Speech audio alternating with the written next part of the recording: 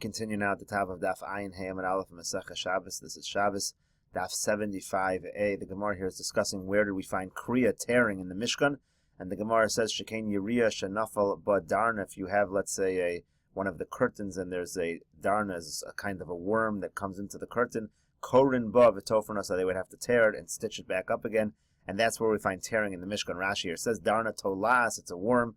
Uminakev bo nekev katan v'ogel, it makes a small round hole.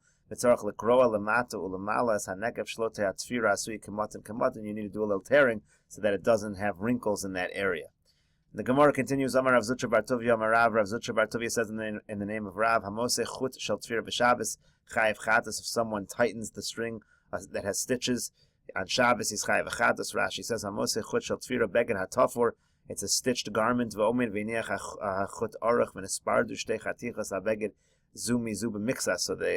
two parts of the beged separate a little bit. And they're pulled a little bit. The strings are pulled. So you pull the string to tighten it in such a situation. That is chayiv for doing tfira. That's considered stitching, sewing on Shabbos. And then Rav continues, somebody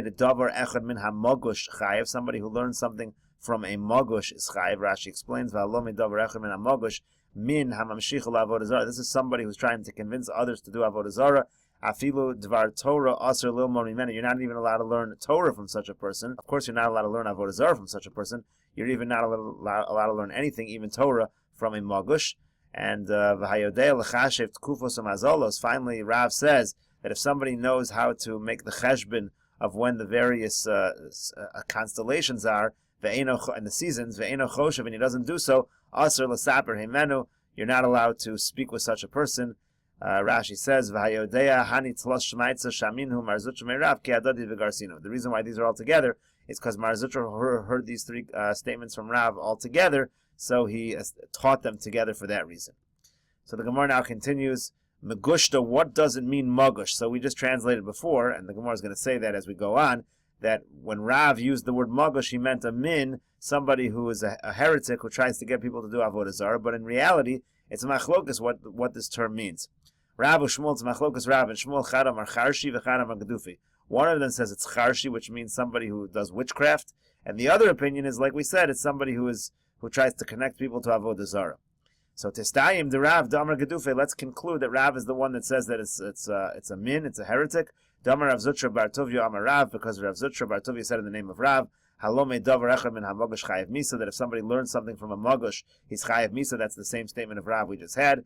The Isal kadai techarshi. Now, if you thought it meant somebody who does witchcraft, hachsib, but it says lo silmad lasos. It says you can't learn these sorceries and witchcraft to do them. Avalata lamid lahavin ulahoros, but you are allowed to learn in order to teach others. Rashi says lahavin shatucha lamod ben. You'll be able to understand whether somebody's using these things. Maybe you'll have like a false prophet, and he uses this kind of witchcraft, this kind of kishuf, so you need to learn this to be able to identify that. So the point is, apparently, you're not chayiv misa if you learn something from witchcraft. You're allowed to learn that if it's for the right purpose. And so the Gemara says, you're correct, tistayim, you should conclude that Rav holds that a magush is somebody who's trying to convince others to do avodah zarah, and it would be Shmuel that holds that a magush is somebody who's involved in kishuf. Amar Rav Shimon ben Pazi, Amar Rav Yoshua ben Levi, Mishum bar Kapara. Rav Shimon ben Pazi says in the name of Rav Yoshua ben Levi, in the name of bar Kapara, Kol Yodei L'chashev B'tkufos u'mazolos, anybody who knows to do the cheshbon of the seasons and the constellations, Ve'eno Choshev, and he doesn't do those calculations, he doesn't engage in those calculations. Olav HaKosav Omer, about such a person, the pasuk says, V'espol Hashem lo yabitu masa yadav lo ro. They don't look at the workings of Hashem, and they don't look at the creations of God. Amar Rav Shmuel bar Nachmeni, Amar Rav Yochanan. Rav Shmuel bar Nachmeni says in the name of Rav Yochanan, he changes it up in the top. Instead of Rav Yochanan, it's Rav Yonasan, as we find many times. Rav Shmuel bar Nachmeni quotes Rav Yonasan. So Amar Rav Shmuel bar Nachmeni, Amar Rav Yonasan, Minayin shemitzvah ala adam l'chashev tkufos u'mazolos. How do we know there's a mitzvah that a person should make the cheshbon of tkufos and mazolos? Shenemar, like it says, ushmartem v'asisem ki chachmaschem uvinaschem le'nei ha'amim. It says that this is your wisdom in front of the other nations. Ezu chachma uvina shehi le'nei ha'amim. What is wisdom in front of the other nations? Haviomer zechish of tkufos and mazolos. This is the calculations of tkufos and mazolos. And Rashi here explains, le'nei ha'amim shechachma hanikarasi. This is something that is wisdom which is recognizable. Shamar lem simin ledvarav. He's able to tell people, show them a sign that what he's saying is correct. Behilu chachama v'hamazol, show how the sun is moving and how the stars are moving. Shemi'idin kedvarav, they testify that he's accurate. Sha'omer, and he can say, Shana zu geshuma, this year is going to be rainy. V'yichein, that's what happens. Shana zu shechuna, this one's going to be struck with, there's going to be plagues in the crops. V'yichein, that's what happens. Shekala itim lefi malach hachama b'mazlosem v'ldosem b'mazl toloi. Rashi explains here that everything really has to do with these mazolas of what happens. Hakol lefi hasham aschel l'shamish b'chnisas hacham l'mazl. Everything has to do with the hour where the sun enters its particular mazel, and that you can use that to predict things. So therefore, it's a chachma la'einei ha'amin. And the Gemara continues with the two dots, Hatzod Tzivi, somebody who captures on Shabbos. That's one of the Elvis Malachas.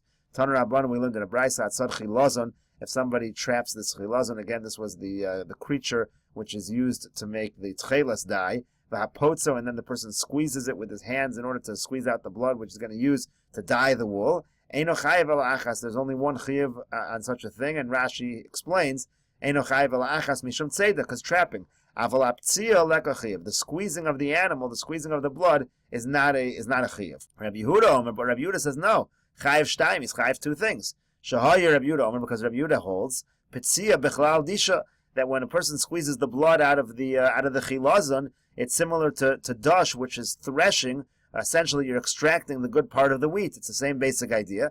Amru lo, and so they said back to Rabbi Yehuda, ein pitzia bechlal disha. That's not true. Pitzia does not count as disha. Rashi here says, "Bichlal disha shemefarek damo hemenu." You're extracting the blood from the chilazon. Kemefarek tvua mikashin shelo. That's similar to extracting the wheat, the crop, from the shell, which the wheat is inside of, which the kernels, I should say rather, which the kernels are inside of. In any case, so we have a machlokas tanoim over here whether pitzia counts as disha or not. So Amar Rava says, "My time of the Rabbanon." What's the reason the Rabbanon that it doesn't count as part of disha? Kasavri, because they hold ein disha elo ligidulei karka. They hold that disha only applies to things that grow from the ground, and of course a chilazon does not grow from the ground.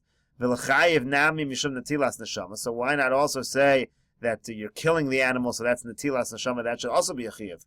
So the Gemara says, Amar Rabbi Yochanan says shepetzo meis. He squeezes this chilazon, it's already dead, so he didn't kill it, so that's why he's not chayiv. But if it would be alive, in fact, he would be chayiv. Rava says, Afilu tema shepetzo chay. You can even say that the person is squeezing the chilazon while it's alive. Mesasek hu eitzel netilas neshama. He's considered a mesasek when it comes to netilas neshama. Rashi explains, Mesasek hu eitzel netilas neshama kilomer legabe netilas neshama habi mesasek b'davar acher. If you're looking at it from the perspective of netilas neshama, he's really dealing with something else. He's not trying to kill the animal. V'lo havi meleches machsheves. It's not an intentional malacha she'enu miskavin sheyamas, because he has no intention that the animal should die. That's called mesasik according to Rava, and he's not chayiv for the netilas neshama. So the Gemara says, what are you talking about? V'abaye v'Rava damri tarvayu. Didn't Abaye and Rava both say Moder Rabbi Shimon b'psik reisha v'lo yamus, that Rabbi Shimon, who normally says that davar she'enu miskavin is okay, but he does not say, he says it's a problem if it's a psik reisha. Psik reisha means it's something that's for sure going to happen. This is for sure going to happen. When you're squeezing the chilazon, it's surely going to die. So even if that's not your intention, you should still be chayiv. So the Gemara answers, Shani hacha, no, it's different over here. Dechama di'isbei neshama tfei nichole.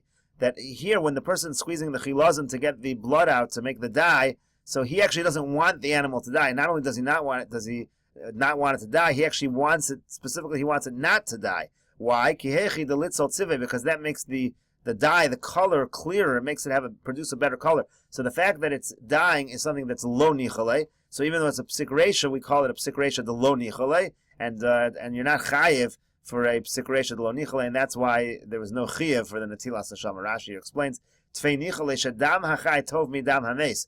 The blood that comes from a chilazon that's alive is actually superior than the blood that comes from a chilazon that is dead. Since his entire intention here is that it shouldn't die, therefore even if it dies, it's called a mesasik. And when does Rabbi Shimon admit that a psik reisha is chayiv? That's that's saying he doesn't care one way or the other. But he didn't have kavana that it was a davar she'enu miskavin. He didn't have kavana that it should happen, but he didn't care one way or the other. But here he actually cares that it shouldn't happen. That which is happening, he doesn't want it to happen. So in such a situation, Rabbi Shimon would not say that the person is chayiv. The Gemara continues, quoting the Mishnah of Ashochto, somebody who does shchita, who shechts on Shabbos, It's chayiv, it's an av melacha. Shochet mishum mai chayiv. Why is somebody who shechts on Shabbos? What is he chayiv for? Rav Amar mishum tzoveya. Rav says that the blood, the color red, is dyeing the skin of the animal, is dyeing the fur of the animal. That's a problem of tzoveya. Ushmuel Amar mishum netilas neshama. And Shmuel says the chiyuv is because he's taking a life, and taking a life is an av melacha on Shabbos. And the Gemara will continue this discussion on Daf Ayin Hamad Beis, and we'll see that in the next video.